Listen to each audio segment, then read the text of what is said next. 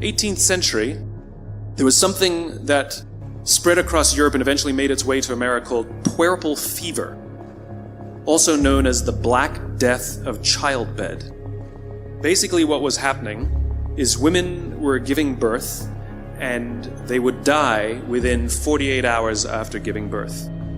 This Black Death of childbirth was the ravage of Europe, and it got worse and worse and worse over the course of over a century. In some hospitals, it was as high as 70% of women who gave birth who would die as a result of giving birth. But this was the Renaissance.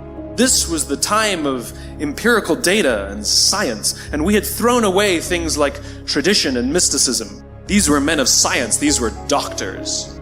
And these doctors and men of science wanted to study and try and find the reason for this Black Death of childbed, and so they got to work studying, and they would study the corpses of the women who had died.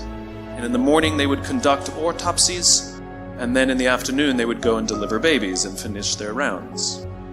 And it wasn't until somewhere in the mid-1800s that Dr. Oliver Wendell Holmes, father of Supreme Court Justice Oliver Wendell Holmes, realized that all of these doctors who were conducting autopsies in the morning weren't washing their hands before they delivered babies in the afternoon. And he pointed it out and said, "Guys, you're the problem."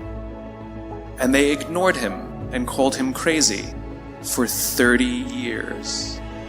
Until finally somebody realized that if they simply washed their hands, it would go away.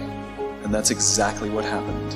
When they started sterilizing their instruments and washing their hands, the Black Death of childbed disappeared. The lesson here is, sometimes you're the problem.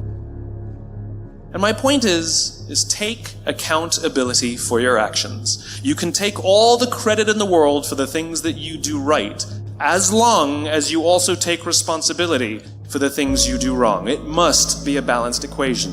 You don't get it one way and not the other. You get to take credit when you also take accountability. That's lesson 2.